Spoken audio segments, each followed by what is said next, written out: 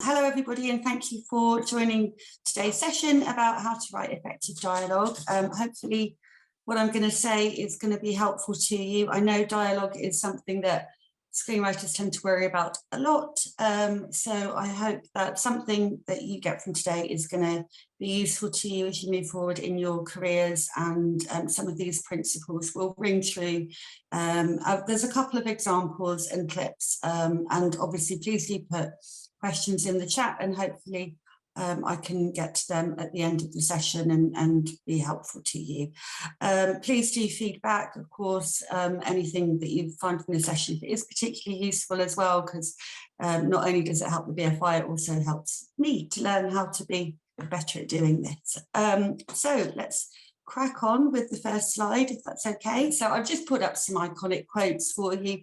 To be honest, looking up iconic quotes from modern day is an interesting thing. I say modern day, like from the 21st century onwards. I think there's quite a lot of classic film quotes, and of course I've humoured myself there by putting one right at the bottom from Casablanca, which is all the way back in the 1940s. So the rest of them are all 21st century quotes though, so I'm trying to keep it topical and current, but it is remarkable that the ones that we go to as sort of film professionals or film industry supposed experts are all kind of back in the day of like 1939 and what have you, which is nuts. But there are, of course, some spectacular and worthwhile quotes. I'm not going to tell you where all of those are from. That's up to you. I'm sure some of them are familiar, but if they're not, then you'll find out as you go along your watching journey. All worthwhile films. So today I'm going to be talking through the principles of approaching dialogue. One thing I would say about anything that you learn to do with the world of screenplay is that there are always going to be exceptions to every single rule that you can possibly be told. Because obviously the beautiful thing about film is that you can do anything. Surely that's why we love it. So anything that I say can definitely be contradicted, I'm sure. So I'm talking about the principles, I'm talking about the main conventions, and once you know them, then it becomes easier to kind of move things around and be innovative with them. But I'm going to talk really about the principles. So if we can go on to the next slide, please. So the basic principle that no one ever tells you about dialogue, I feel, and it's one of the preconceptions that most people have when they begin writing dialogue and begin writing a screenplay, is the idea that you have to fill that dialogue with a whole load of information. Now, that's actually not what dialogue is for.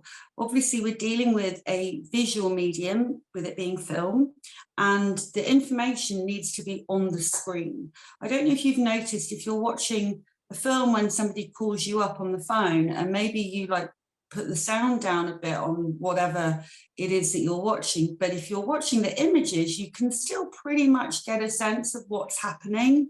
You can still pretty much tell what's going on in the story. And that's because there's such a lot of information that's actually being put there on the screen for you to interpret and read. The film probably won't make you cry, or it won't make you laugh if it's a tragedy or a comedy, because that's actually what where the emotional bit is in the dialogue, and the characterization is in the dialogue. So that's one of the first kind of principles I'd like to clear up for you just to have as a thought in your head as you go forward. If you're trying to tell the story through the dialogue, then actually it's thinking instead, try and put the information on the screen somehow. The example I've used here are images from Back to the Future. And whilst it's very, very difficult to find very early drafts of screenplays, unfortunately, the reason why it's very hard to find early drafts of screenplays is because most of them you will find, I'm sure you've all experienced this yourself, most of the early drafts are not that great. They need a lot of work and a lot of development.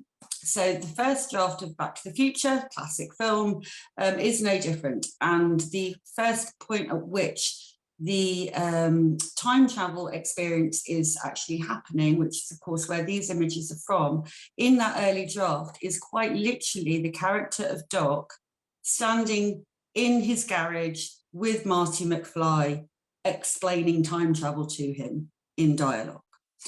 Now, of course, the screenwriter doesn't need to themselves be somebody that can actually understand how time travel works.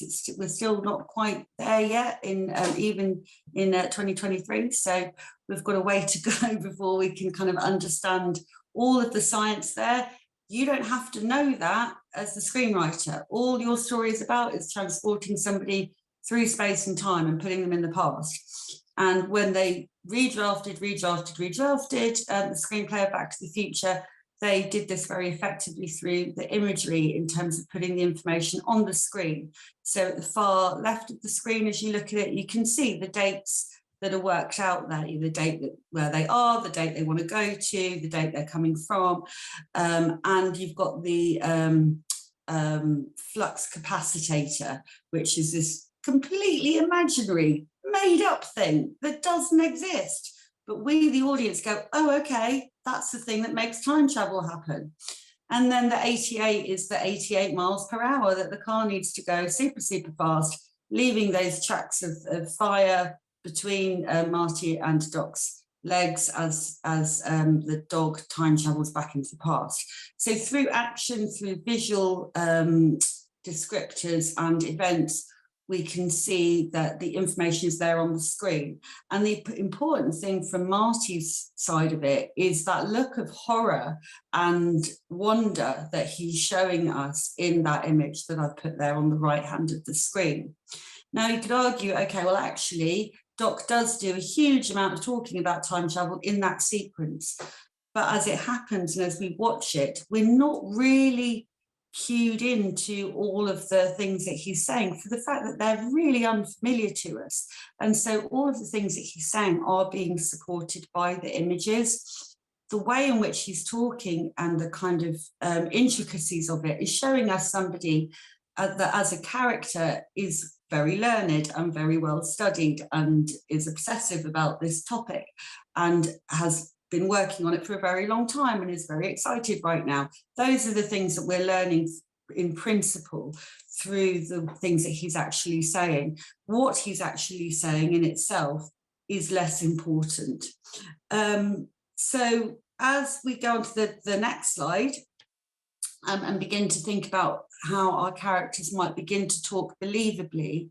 So as I said, if you think of the character of Doc, he's somebody who's talking very quickly, he's very knowledgeable about the subject matter, and he's a believable kind of mad scientist type. We've got to think about how our characters communicate and what that says about how they actually come across to the other characters and how they may interact with people and what their relationships might be like. One of the things that I think, again, is a real difficulty for people when they begin to write screenplay is that most of the time that you might have encountered dialogue and sequences of dialogue is going to have been in theatre.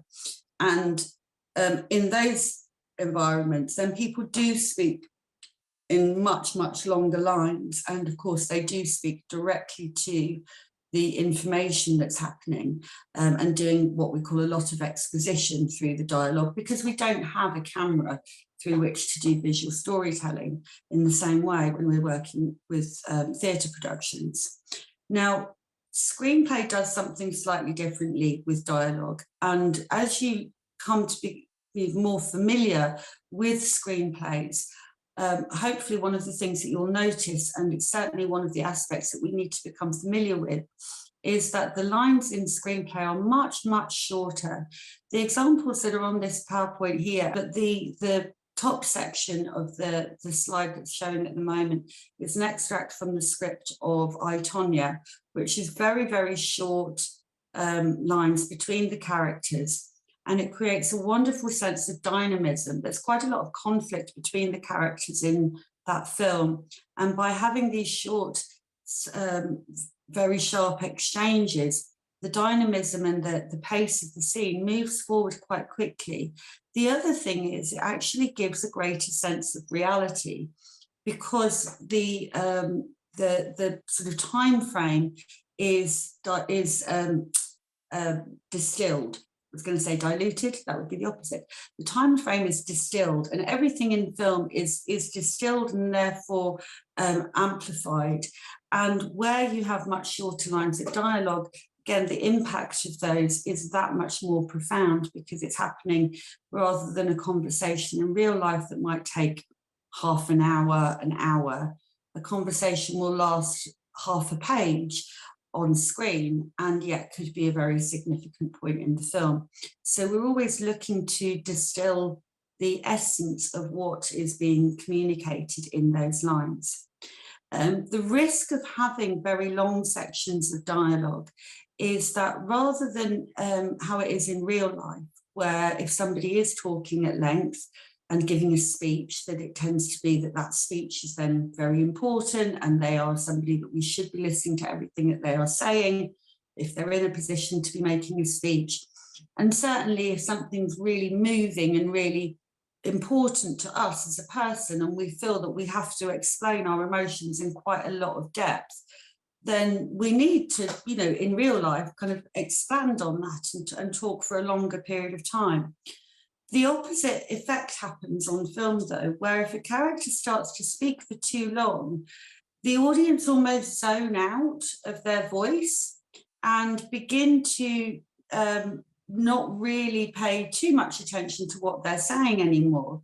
The other risk of it is that the character can sound really like they are performing on a stage and therefore feel like it's a bit unnatural. So there's a real risk with having long sections of dialogue that go on too long, and the two sections of dialogue that are great big chunks there that you can see are actually from the clip that I'm going to show you, which, as I've explained, there's always an exception to every rule. So I'll show you that clip in just a moment. But before I get to it, it is just to, as I say, reiterate that when we're excessively talking in a screenplay, that actually makes the content of what we're saying feel less important than if you're saying something very precisely in a very concise and effective way in a short, punchier line. So the exception that we have here is where we have a character who, you will hear her in just a moment, speaking through all of the lines of dialogue that are in those great big chunks on the PowerPoint slide in front of you.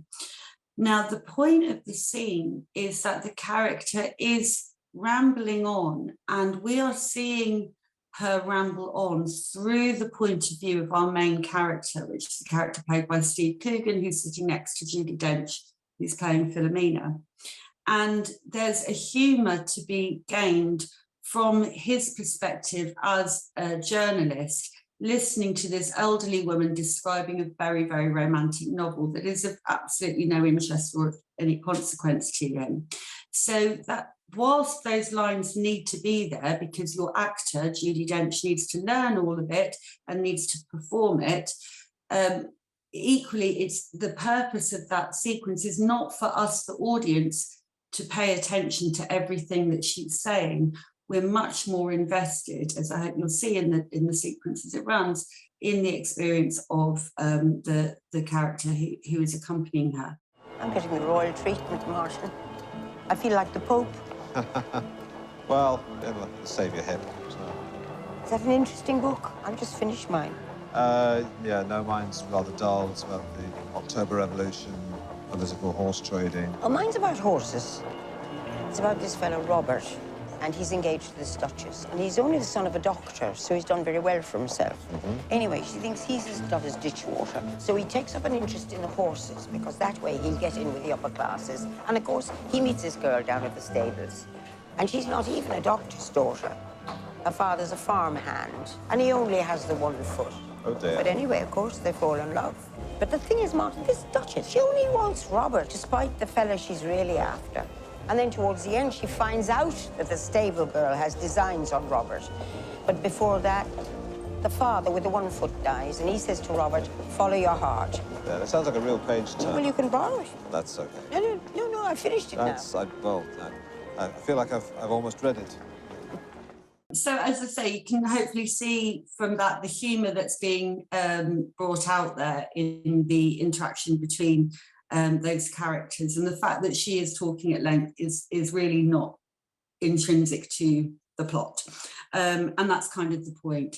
The other place, of course, where we find exposition, which is, you know, where you may find that characters talk at length or they talk too directly about what's happening in the plot of the film, is in arguments.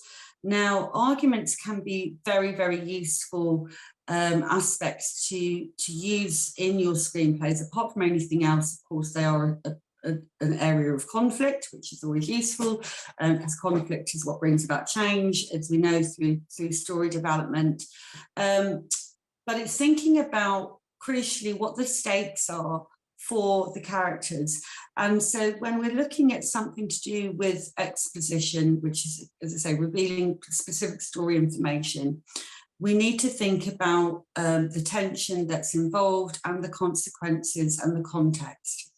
The image that I've used here in this slide is from a film which kind of has my favourite arguments in it ever. It's Revolutionary Road, with Leonardo DiCaprio and Kate Winslet, and it has got some fantastic argument sequences in it. So if you wanted to look at really good arguments on screen, then I highly recommend it. What you will find when you see arguments on screen is that they tend to happen later on in a film, because by that point we will have got to know the characters better and we will understand their point of view more sort of empathetically. We will understand what the stakes are of them revealing certain aspects of their emotional truth to one another, or to that person that perhaps they have never really been truly honest with. We understand with an argument that something could really be at risk here. A relationship could really be at risk, or potentially something a lot bigger even than a relationship. It might be, you know, a whole series of kind of conspiracies and truths, perhaps, that could all come crashing down. The important thing that we think about, though, with arguments is not just the fact that people are going to be standing there ripping shreds off one another and saying mean things to one another. It's about the way in which people speak to one another that expresses the type of personality that they have. And one of the things I really love about Revolutionary Road, and there's a sequence very, very close to the end, which is where this image is from, in fact, where they're a couple who, you know, their marriage has been on the rocks for quite some time, and it's really kind of gone beyond the point of no return. And there's all kinds of different reasons as to why that's happened. But there's a wonderful moment where Kate Winslet says to Leonardo DiCaprio's character, and I love it, it's such a great line. She says, "You're just some boy who made me laugh at a party once." And it's just, it's so horrible, it's so brilliant, and it's so cold and vicious. And his reaction is he virtually, like, you almost see him like self-combust, and he kind of goes into this tantruming screaming. So there's something really powerful about seeing this really kind of direct, cold comment, which is just like, I've had enough of this nonsense from the Kate Winslet point of view. And this male character who's just so used to getting his own way, absolutely not being able to handle being told something that makes him uncomfortable, and just virtually self-combusting with rage. And the juxtaposition of that is very powerful and very interesting to see, rather than if they were both just completely screaming at one another. It's a similar thing to when people use swearing in arguments, unless it's something that is really unusual for your character to be doing, or it's something that feels like it's specific to the context of that sequence. Just having characters swearing at one another in rage isn't by default particularly interesting, simply because it's kind of predictable. equally, people, often will have, somebody blowing up and getting very angry with somebody if they've had too much to drink. I mean, that is, of course, where, people do tend to, express their emotions a little bit more ill-advisedly if they're under the influence of something. But there's not anything really dramatically very interesting about that. And we're not really learning anything that's of particularly high stakes. And so in those moments, I wonder if you could almost say to yourself, how much more powerful might this sequence be if they haven't been drinking, or if they don't swear at all? Does that make the lines stronger? Does that make the characterization more impactful somehow? Because actually you're getting to a truer sense of their rage and their emotional truth, rather than kind of going for the more melodrama side of things. It's not that we don't use things like, shouting and drinking and swearing and what have you, but it's about using them in a way that is precise and measured according to the impact that you want to have for that sequence, in your story overall. So we, this principle of kind of making sure that we've got quite harsh truths coming out of arguments and big reveals of character can be very, very useful to us in expressing, the nature of somebody. The other thing to remember, of course, that the way in which somebody gets angry and has an argument is also going to be a reflection of the type of individual that they are. I'm going to show you this next clip, which is from a fantastic film called Hidden Figures. And it's Taraji P. Henson who's the focus of this sequence. And in fact, the main character of the film, playing a real life woman named Katherine Johnson, who worked for NASA. And she worked at NASA during the 1960s when it was a place that was segregated, it was a segregated workplace. And as a Black woman, her environment was fundamentally different to the white workers. And we see throughout the duration of the film that because there is no bathroom for her to go to for her toilet breaks, that is, for Black women to use, that's not close to kind of where she works, that she has this unbelievable and arduous journey to go to the bathroom every day. And we see the character working very hard along the way, even running through, the most ridiculous kind of, she has to wear high heels for work. It's just, stupid kind of circumstances that she has to overcome, that she never complains. She gets on with her work. She's even when we see her take her work into the bathroom stall with her. And this whole sequence, it becomes infuriating to us as the viewer. And naturally, the tension and the stakes of this, ridiculous, racist imposition comes to a climax. So we're going to watch the point at which that happens. What I'd like you to think about is the way in which this character is also not just randomly getting angry, she's actually articulating some very important truths here. So let's watch the clip and I'll say a couple of comments afterwards. Thank you. Where the hell have you been?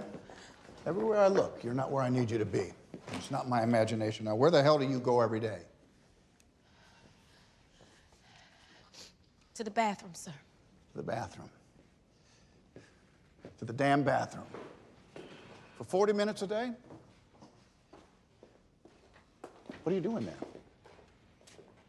We're T-minus 0 here. I put a lot of faith in you. There's no bathroom for me here. What do you mean there's no bathroom for you here? There is no bathroom. There are no colored bathrooms in this building or any building outside the West Campus, which is half a mile away. Did you know that? I have to walk to Timbuktu just to relieve myself. And I can't use one of the handy bikes. Picture that, Mr. Harrison. My uniform, skirt below my knees, my heels, and a simple string of pearls. Well, I don't own pearls. Lord knows you don't pay colors enough to afford pearls. And I work like a dog, day and night. living off of coffee from a pot none of you want to touch.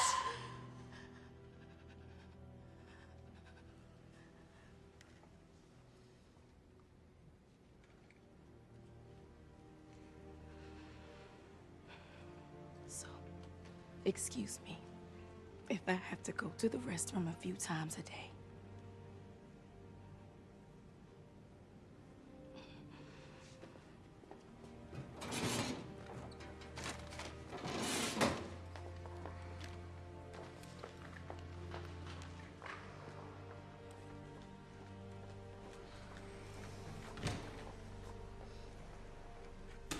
As you can see with that clip, when she gets angry, it's not this sort of irrational anger that we see in in just anybody kind of like getting angry about anything. It's so measured. She's so articulate, she's intelligent, she's precise, and she also gives the confirmation of some of the points of exposition and points of racist, microaggressions that she's been experiencing in a way that speaks truth to power. And, she's actually finally being able to express this to all of these racist co-workers that she's had to be alongside through this experience. And also that patronizing a sense of, oh, I've been putting a lot of faith in you. And, the Kevin Costner character says to her, and that she then is able to, absolutely identify, like, you're not even paying me the same as what you would if I was white. And that, I'm meant to have, this string of pearls because white women have strings of pearls in these offices. And that, it's just the wonderful deconstruction that she gives there, as I say, very articulate and dignified, which again is an expression of the character, right? That's the truth of we learn about this extraordinary character of Katherine Johnson and who she was. So it's thinking about how, when you're using, an argument or angry dialogue, or any of those kinds of very emotive moments, that you're also using them in a way that is fair to that character and is consistent with who they are as a person. There are other, depictions of people getting angry where they are an irrational character, and therefore the way in which they get angry is irrational, and that's fine. But it would not be appropriate here because this is simply not that kind of character. She is somebody who is a smart woman and a determined woman who affected change, which again is then borne out, in the kind of consequences of this sequence. The next thing I'd like to talk to you about is subtext, which is the next slide. Now, again, this is a kind of must-watch movie, and if you haven't seen this film, then I'm sorry, I don't really know what to say to you about that. I mean, for me, this is the film of the 21st century that is a vital one for everybody interested in the film world to have seen, and it's Moonlight by Barry Jenkins. And this sequence is the dying sequence. It's the penultimate scene in the film, and is an utter masterclass in subtext. If you can get hold of the script, I recommend doing so and reading it. If you can watch this film multiple times and learn everything you can from it, I'll be very happy to see the things that come from that, because it's kind of perfection. The reason why this scene in particular is so completely extraordinary is that Barry Jenkins, who wrote and directed, he adapted the script from a stage play into a screenplay. He's so clear by this point in the film, again towards the end of the film, of what the emotions beneath every line and every gesture and even every movement, every bit of choreography around the space, what each emotion is. And I don't think I've ever had an empathetic experience with a film quite like this before, whereby without kind of giving away too much of the storyline, as a white British woman with a really lovely mum, I don't have a lot of things, superficially in character, in common with the main character. However, I remember when this film came out,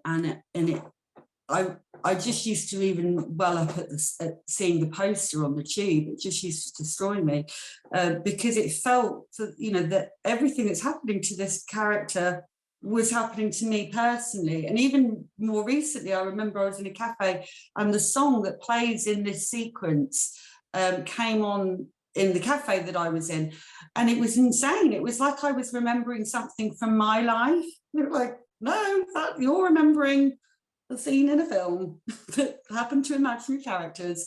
It is an extraordinary piece of work. To kind of begin to talk about the way in which Barry Jenkins has achieved this. What I would recommend, I mean, crikey, I don't know his process, I can only guess at, but what I would recommend as a writer that you begin to do is really position yourself into the truth of what your characters are feeling. Because if you think about real life, it's the same thing. You know, any of us feel something before we say something. We feel something before we do something. So if you know what your character is feeling, then the way in which they behave, or the thing that they say, is going to be coming from a point of consistency that's going to have its own internal logic going through that sequence. Now, the kind of the gentle balance and dance that's going on between the two characters in this sequence is so clearly worked out by those involved with making it, that even though they're not talking about their feelings in a direct way, and they're not even, you know, emoting particularly strongly, there's very, very minimal gestures, the precision is there for understanding what emotion it is that needs to be got across by each gesture and by each line, and therefore it makes sense because it has its own logic kind of running beneath everything. So if we can come to understand that, and what I recommend to my students is that when you first start writing a scene that's going to have a lot of subtext, just write it being really, really clear what's happening, you know, being very, very literal about what each gesture or what each line is meant to be saying. And then essentially what your job is with subtext is hiding it, right? Is trying to cover it up. What I found that people do too early is they try and cover something up before they even know what the characters are meant to be saying. And so you find these scenes that are meant to be sort of supernaturalistic and filled with subtext, where they're actually just really vague because you as the writer haven't done that clarity of really refining what it is that they're meant to be not saying to each other, but they are kind of alluding to. So that would be my advice to you, is to do a few jobs where it's absolutely laid totally clearly what is being said or what is being felt, and what is being meant, and then try and hide it as much as you possibly can through, you know, a lack of talking or talking about a different subject, or through gestures, or through you know, the visual storytelling somehow. The next clip that I'm going to show you, before we start it, I'm going to just say a little caveat, and this is not to kind of be too snooty about filmmakers, but this filmmaker in particular I'm not a massive fan of, and yet pretty much every single student I've ever come across is a really huge fan, and that's fine. Subjective viewpoints, don't worry about it, it's all good. We're allowed to like and dislike different people, but this guy gets a lot of attention for his dialogue, and so it felt important to use this sequence in particular and to talk about why it is that everybody goes a little bit over the top about this guy. So this is from the very opening of a film you might have heard of called Pulp Fiction by Quentin Tarantino. So tell me again about the hash bar. Okay, what you want to know? Hash is legal now, right? It's legal, but it ain't 100% legal. I mean, you just can't walk into a restaurant, roll a joint, and start puffing away. I mean, they want you to smoke in your home or certain designated places. And those are hash bars. Yeah, it breaks down like this, okay. It's legal to buy it, it's legal to own it. And if you're the proprietor of a hash bar, it's legal to sell it. It's legal to carry it, but that doesn't matter, because get a load of this, all right? If you get stopped by a cop in Amsterdam, it's illegal for them to search you. I mean, that's a right the cops in Amsterdam don't have. Oh, man, I'm going. That's all it is to it. I'm fucking going. No, baby, you dig it the most. But you know what the funniest thing about Europe is? What? It's the little differences. I mean, they got the same shit over there that they got here, but it's just there, it's a little different. Example? All right, well, you can walk into a movie theater in Amsterdam and buy a beer. And I don't mean just like no paper cup, I'm talking about a glass of beer. And in Paris, you can buy a beer in McDonald's. And you know what they call a quarter pounder with cheese in Paris? They don't call it a quarter pounder with cheese? Oh, man, they got the metric system. They wouldn't know what the fuck a quarter pounder is. And what do they call it? They call it Royale with cheese. Royale with cheese. That's right. What do they call a Big Mac? Big Mac's a Big Mac, but they call it Le Big Mac. Le Big Mac. What do they call a Whopper? I don't know. I didn't go on a Burger King. You know what they put on French fries in Holland instead of ketchup? What? Mayonnaise. I seen them do it, man. They fucking drown them in that shit. Yeah. If you've seen the film, then you know that these guys are actually on their way to go and execute some people as well. So that in itself plays a big part in why everybody went a little bit bonkers over that bit of dialogue. Now, I'm not saying that bit of dialogue isn't lovely and pacey and fun. And I think the reason I would like to offer my version of sort of demystifying why that particular scene is sort of been raised to the echelons of what we should be aspiring to as screenwriters. And it's a really simple aspect, actually. It's simply the fact that these two middle-aged guys are conversing with one another in the same way that they would if they were teenage boys. And they've kind of got this very, very relaxed, smiley, no pressured kind of stoner dude vibe going on. And yet they're in like proper, suits with a tie. And they're older guys, you're just like, do grown-ups talk like this? These are clearly not conventional grown-ups. They are, in running by their own rules. And so the fact that they're talking about getting stoned in Amsterdam and drinking a glass of beer when you go to the cinema, and what, different McDonald's things have pulled when you go to Paris, is such odds with that, because it's so sort of juvenile, and yet, that juxtaposition is what makes it interesting. Juxtaposition is what makes most things interesting in filmmaking, because it's about being able to see we get meaning through juxtaposition, but we also get a sense of the unexpected and subverting something. And that's simply what happened here, is that you had, two guys who would look visually quite serious. Actually, they're not being serious at all. They're being as juvenile as you could be, talking about, getting stoned and eating cheeseburgers. And also, oh, look, other bit of juxtaposition, they're on the way to actually murder people. So there's these lovely little twists that are happening there, which is why it's such an attractive and, scene, and why it's sort of so, gripped everybody and amused and entertained everybody, because it was very unusual to see something like that. But it's, it is simply the principle of putting something a little bit at odds together with something you wouldn't expect, and, letting the magic fly from there.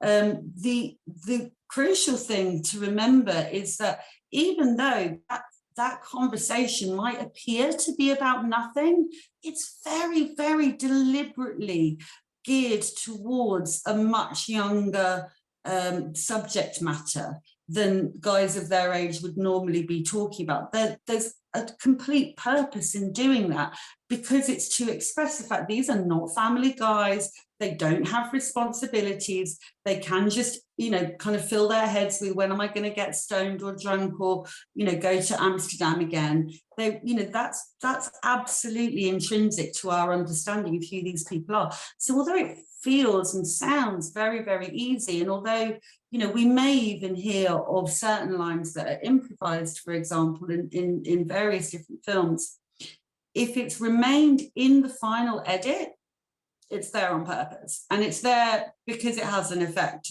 on the audience to our understanding of what that film is.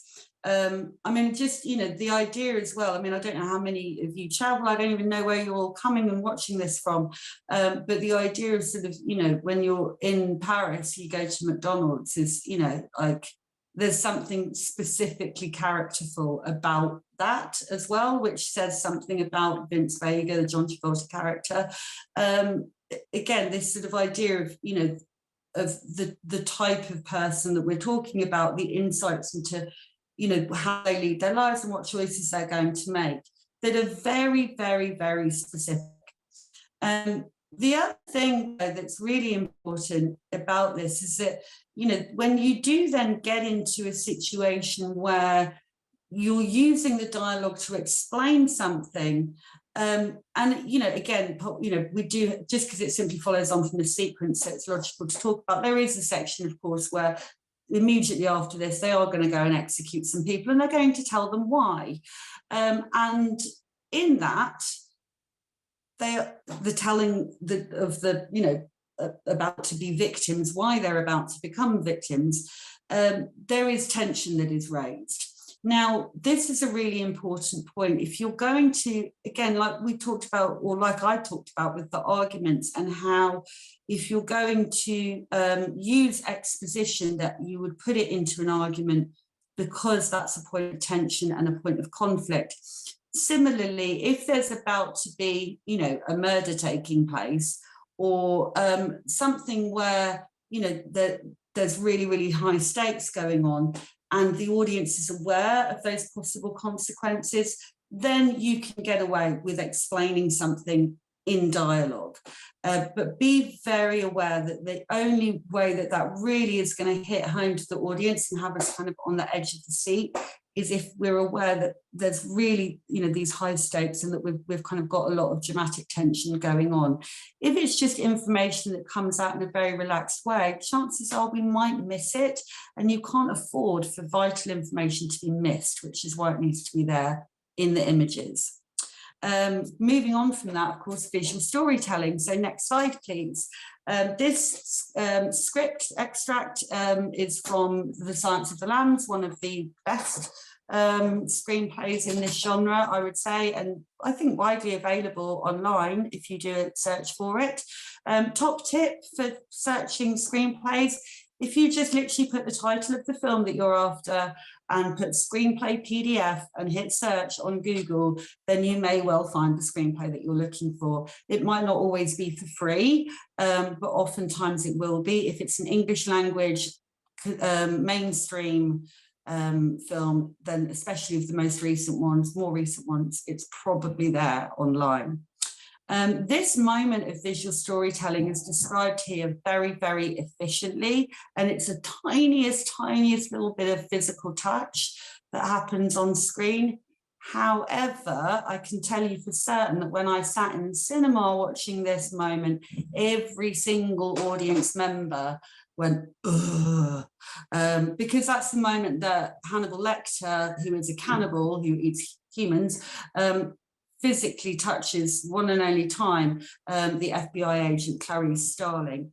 And this, you know, physical touch here, as you see on the script itself, his index finger touches her hand and lingers there just for a moment. And then we've got the his eyes widen, crackling at the touch like sparks in a cave. So it's given quite a lot of importance because it is such a crucial moment on screen. And it definitely does have this huge physical effect. Now, the precision of the writing in that is really key to think about. Even though this is a very tiny moment, Ted Talley, the writer, has given it enough space on the page to have its own specific close-up shot. Now, that principle is something to take forward with you. When you're writing anything in the screenplay, you're effectively taking the audience's eyes and saying, look at this. This is really important. This is a piece of jigsaw that you need to understand the story. So that's the principle by which we decide what goes into our scene description. Is this a piece of information that we need in order for the story to be told, to make sense, to move forward? If it is, then yes, you tell us about it. If it's something that's obvious, then don't worry about it. It doesn't need to have a lot of depth of description. But if it's going to have emotion and consequence and story in it, then you need to tell us, and therefore it needs to be in that scene description.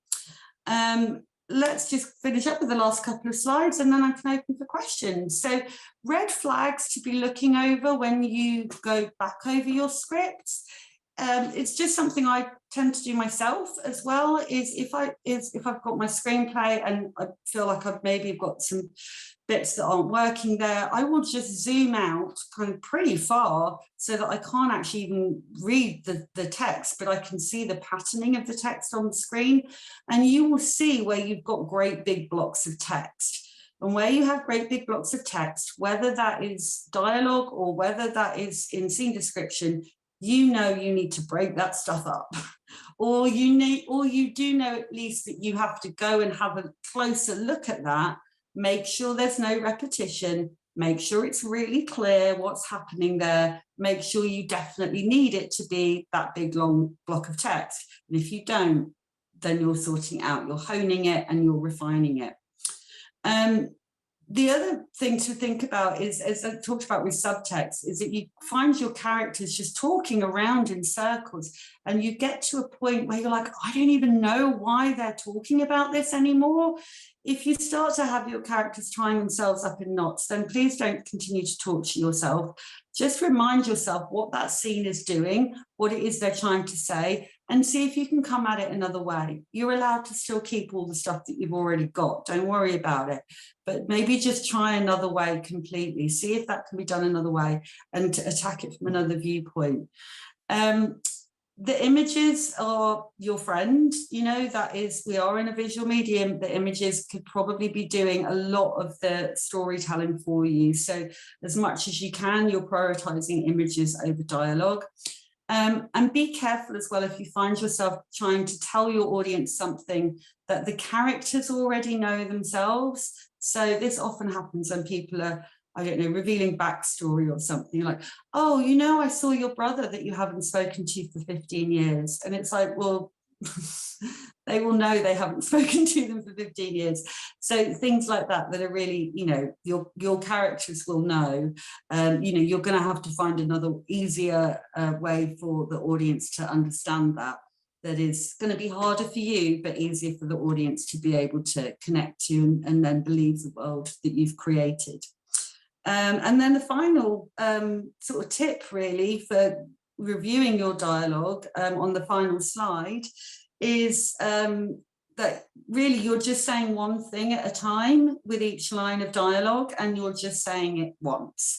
I would suggest to you that if you're just saying one thing at a time and you're just saying that thing once, then you can break the next line up with either a visual action or with a line that's from another character, and therefore should have a nice pacey exchange going on.